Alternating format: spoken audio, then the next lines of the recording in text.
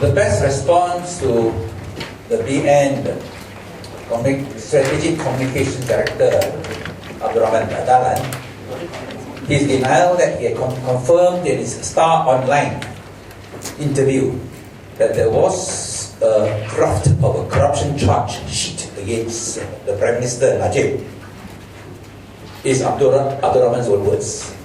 Excuse me, I was not born yesterday. Abdul Rahman has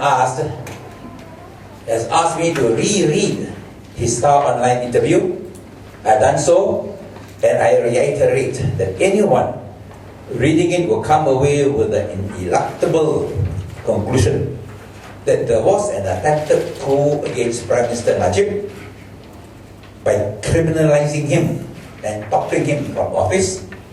And given that scenario, these are his words, a flurry of action was taken by the Prime Minister, including drastic action to take these people up first, so that things will get back to normalcy, and see what happened next. Those who were not born yesterday will realize that Abdul Rahman was giving a very graphic account of the atmosphere of great distrust, suspicion, and division in the corridors of power, and the cloak and dagger power play in Putrajaya in the last days of July 2015, where he was undoubtedly one of the main backroom players. If there was no basis whatsoever, a key player of the Najib team in the PM's brush with death, and of course political death, would not have lent credibility to the swirling rumors about the coup against Najib involving a corruption charge by the then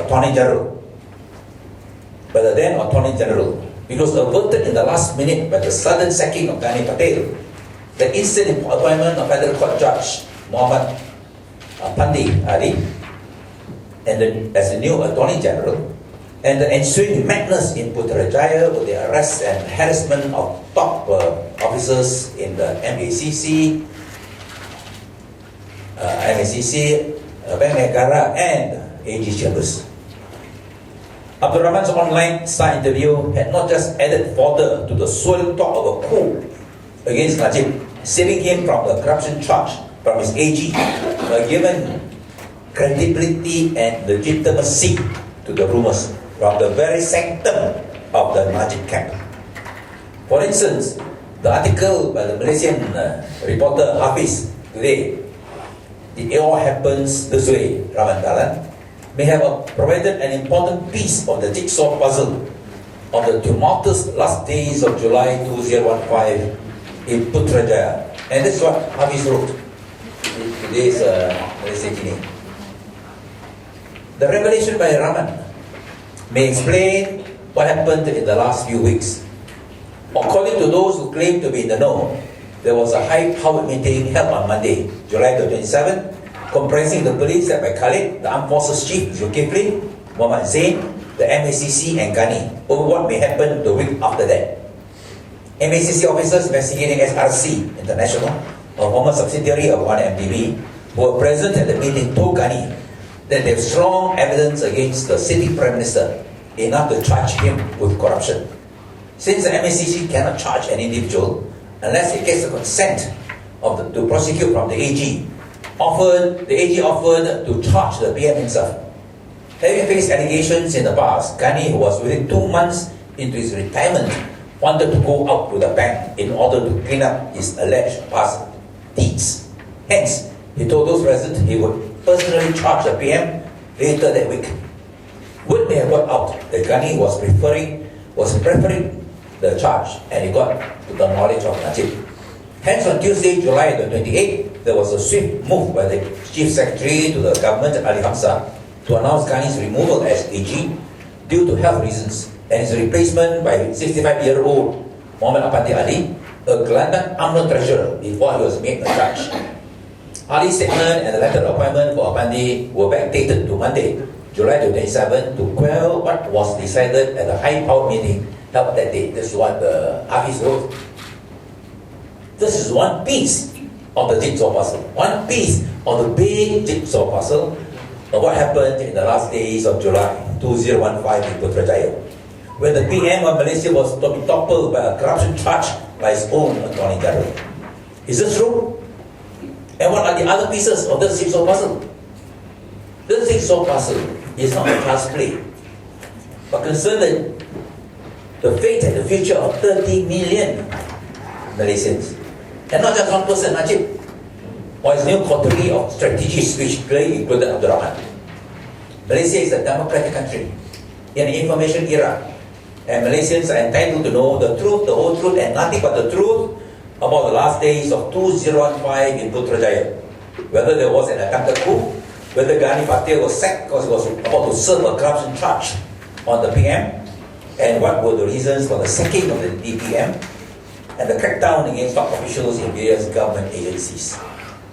I call for commission inquiry by Malaysian elders on whether there was an attempted coup to topple Najib as PM, the sacking of Ghani as AG, the sacking of DPM, the arrest and harassment of top government officials, and whether they were related to the twin scandals of 1 MDB and the 2.6 billion ringgit in Najib's personal accounts. The Malaysian elders who should be on this unprecedented commission should include former Prime Minister Tun Abdullah, former Deputy Prime Minister Tun Musa Hitam, former Chief Justice Tun Zaidin, former IGP Tun Hanif, former AG Tan Sri Abdul Tarikh Osman, former top public servant Rafila Aziz, Raymond Nabratnam, Simon Saipong, Dina Tajam, Noor Farida Arifin, jurist Kumarasamy, Amigas Srinivasagam, Jo Yang Po, and others. Among the areas this commission inquiry of elders should delve into are: 1. Whether there was a plot in the last days of July to stage a coup against Najib SPM by criminalizing him and toppling him from office. 2.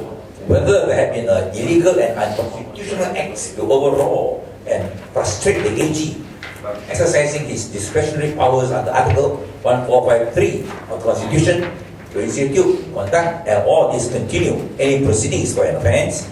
And 3. Whether there was any basis for charging the PM for the offence of corruption.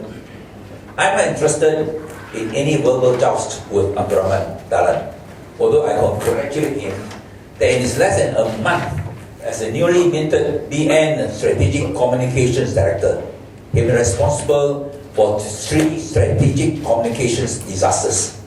Namely, 1. The discredited tale pivoted around former Sarawakian editor Lester Maliani, alleging that there was a plot to topple Najib SPM, which Abdul Rahman himself abandoned as totally lacking in credibility, and this is why part 3 of the so-called Lester video never appeared. 2. Abdul Rahman's creativity, according to the term, criminalized Najib. He created this term, criminalized Najib, the terrible term, which he first used on July 15.